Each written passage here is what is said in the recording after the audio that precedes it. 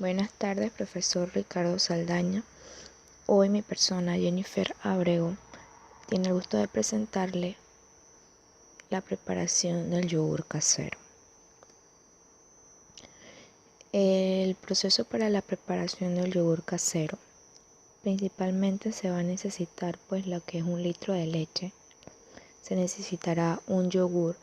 El uso del yogur es más que nada para poder aportar las bacterias necesarias para poder convertir la leche en ácido láctico. También se podría comprar lo que serían las bacterias, así como se hace con los quesos o la preparación del queso, que se le tira una pastilla que ayuda a que se separe lo que sería el suero. En este caso el yogur va a cumplir esa función, que sería aportar las bacterias necesarias para que se pueda dar la fermentación. Se necesita un envase de plástico o de vidrio que contenga tapa para poder sellarlo herméticamente.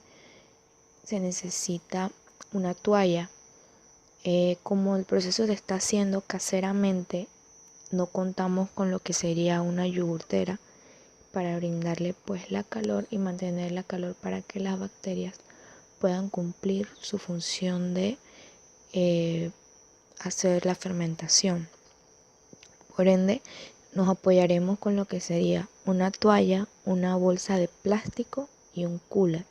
Estos 3 últimos implementos lo que van a hacer es cumplir con lo que sería la función de poder mantener el envase caliente por las siguientes 8 a 12 horas, que es lo que se va a dejar reposar la leche junto con el yogur, y también mantenerlo salvo de lo que sería el cambio de temperatura, que no le ingrese ningún tipo de cambio de flujo de aire, para que así no se pierda la temperatura que va a llevar el envase al momento que se desmonta de lo que sería la estufa.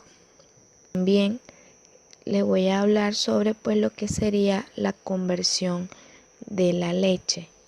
La conversión de la leche, para que se pueda pasar a lo que sería el yogur, hay que tener presente que para la elaboración del yogur se necesitan, como expliqué anteriormente, unas bacterias benignas, ya que estas en específica temperatura y condiciones ambientales ayudarán a completar el proceso.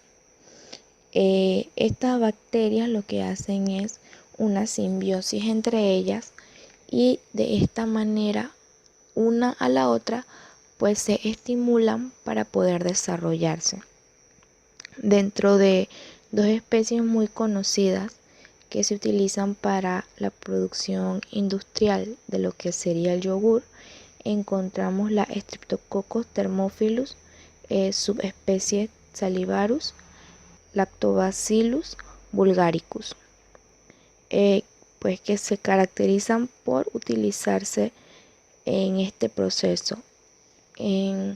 También algunas industrias pueden utilizar lo que serían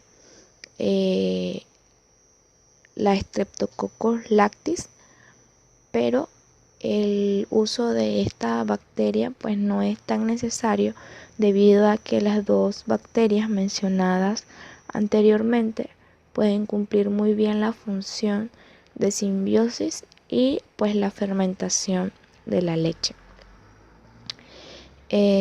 A manera de repaso de lo que ya hemos visto anteriormente, los lactobacillus son bacilos que son microaerófilos, son gram positivos y son catalasa negativos.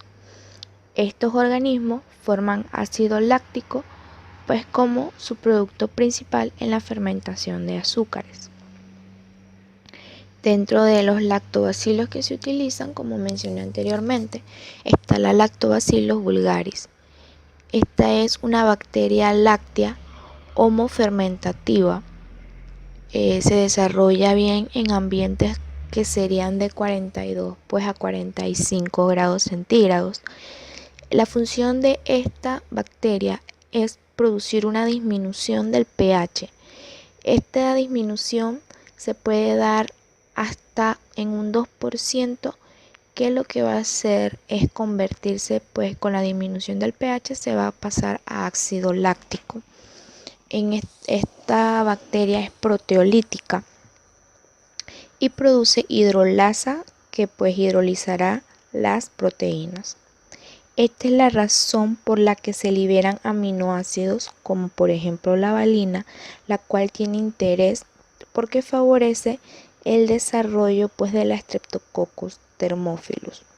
Como expliqué anteriormente, como tienen un proceso de simbiosis, pues se necesitan una de la otra. Con esto lo que harán también es fermentar la leche y van a producir acetaldehídos.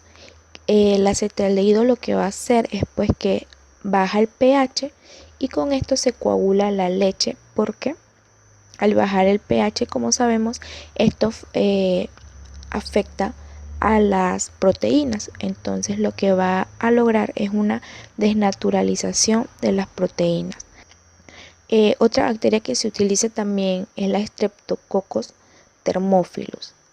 Esta también es una bacteria homofermentativa y es termoresistente, puesto que produce ácido láctico también como producto principal de fermentación.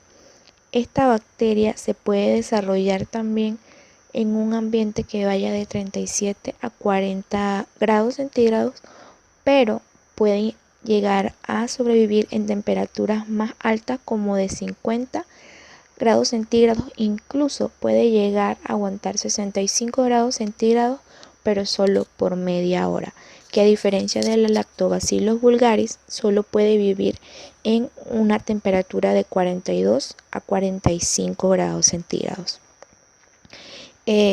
Pero una desventaja que tiene es que tiene menor poder de acidificación. Por eso se vuelve a recalcar en la necesidad de utilizar ambas bacterias para poder llegar a la calidad del producto que se quiere.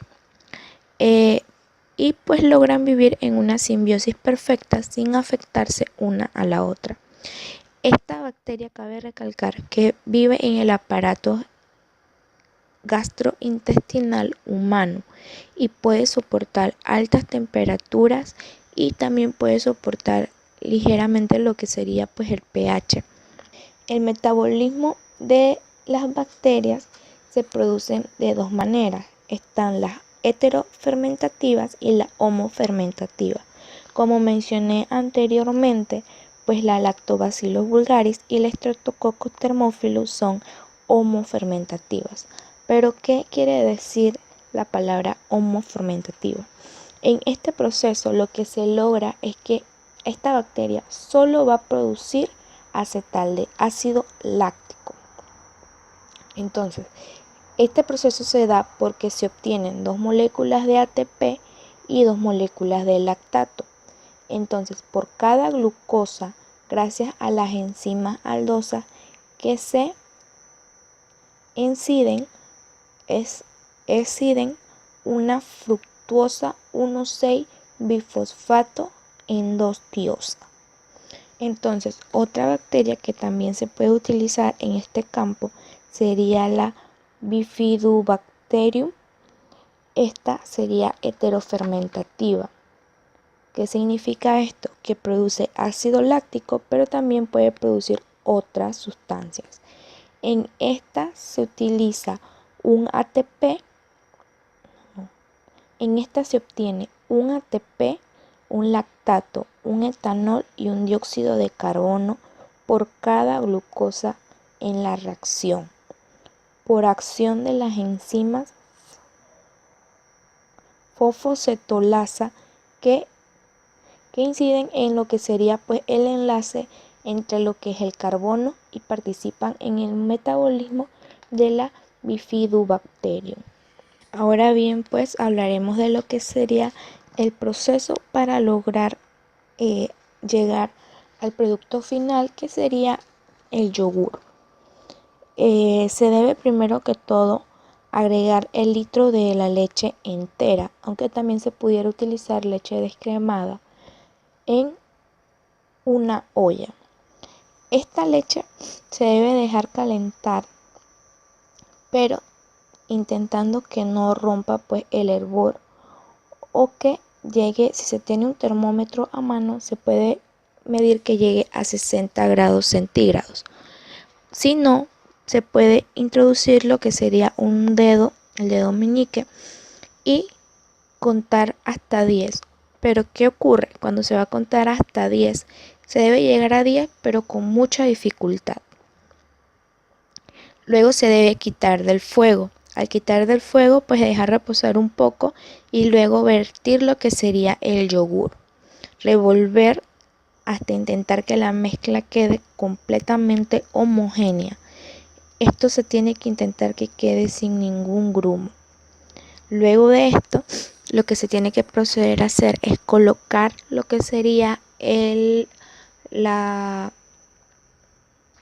vertir entonces todos los ingredientes ya mezclados dentro del envase. Este envase se tiene que intentar sellar lo más hermética posible, intentando que no se vaya a perder pues el calor que tiene el recipiente. Procede a envolver lo que sería el envase con una toalla. Luego que se envuelve el envase con la toalla, se procede a meterse en la bolsa, intentando que la bolsa no lleve aire, sino intentando sacarle lo más posible el aire. Y luego lo que se hace es que se procede a introducirse en lo que sería el cooler o un envase que se pueda mantener el calor, y se deja ahí por aproximadamente de 8 a 12 horas. Este yogur que se va a producir será un yogur pues sin ningún tipo de aditivo, sin ningún tipo de sabor. Es un yogur 100% natural, pero si no se quiere comer el yogur así y lo que se desea es un yogur con un toque más dulce, entonces se le puede tirar aproximadamente 8 cucharadas de azúcar. Ahora, una vez explicado pues el proceso del yogur, ahora procederé a hablarle de lo que sería la bacteria Citrobacter. La bacteria Citrobacter, en sí el género, pues se puede encontrar en el tracto intestinal, en alimentos, en agua y en suelo. Dentro de este género se caracterizan por ser pues patógenos oportunistas. Se puede encontrar el Citrobacter freundii, el Citrobacter cosseri, el Citrobacter amalonaticus, Citrobacter brachy, Citrobacter weermanni. El Citrobacter freundii se podría encontrar en orina y en heridas quirúrgicas. Se caracteriza por tener pues hospedadores que son inmunosuprimidos o que son personas para el diagnóstico de lo que serían las enfermedades por Citrobacter freundii. Los líquidos corporales o las muestras que se pueden utilizar están la sangre, la bilis, material de absceso, de heridas y de líquido cefalorraquídeo. Para poder realizar las pruebas pertinentes se necesita pues realizar un cultivo de la bacteria. Para esto se utiliza el agar McConkey, el agar cistina de lactosa deficiente de electrolito o CLET y el agar metil azul de metileno o EMB. En cuanto al cultivo, las que son bacteria o la bacteria que es Citrobacter freundii puede adquirir una tonalidad pues roja en lo que sería el agar McConkey, y en el agar de azul de metileno se puede ver lo que sería unas colonias redondeadas con un borde ligeramente pues transparente y con una tonalidad bastante oscura. Esta bacteria en estos agares que contienen pues en agares que contienen lactosa la fermentan o la utilizan en un 78%.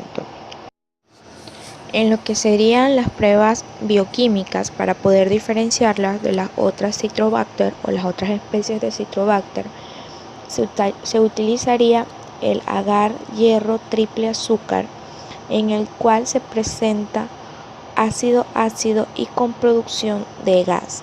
Además de esto, fermenta lactosa y fermenta glucosa. Una variable que se puede presentar es que se puede confundir con una especie entérica subentérica. ¿Cómo se logra diferenciar de la misma? Debido a que se realizan 3 pruebas: un ácido galactopiranósido, en el cual este es negativo. También hay otra prueba que se realiza que sería el ácido sulfídrico, en el cual da negativo, y el citrato de Simmons, que también da negativo.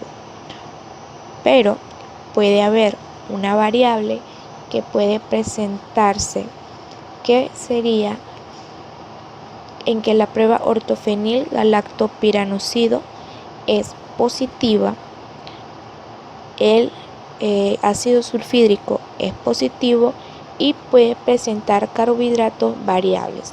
Esto significa que algunas veces puede dar positivo y otras veces puede dar pues lo que sería negativo. Ahora la resistencia. La Citrobacter por lo general tiene resistencia a muchos antibióticos. Dentro de esta familia están los glucopéptidos, la rifampicina, los macrólidos, las lincosamidas y las streptograminas. La resistencia que presenta la Citrobacter freundii es debido a una beta-lactamasa cromosómica. Esto va inducido por el gen AMC. Esta enzima en sí se produce normalmente, pero en cantidades mínimas. ¿Qué ocurre? Cuando se pone un metalactámico inductor, la cromosómica vuelve a su estado normal. Pero inductores como ampicilina, amoxicilina, la cefalosporina, cefotaxime son los que se ven resistentes a este fenotipo. Este mecanismo puede producir una mutación en los genes que regulan la síntesis de AMC y puede producir una desrepresión. Esto se produce cuando continúa una gran cantidad de enzimas.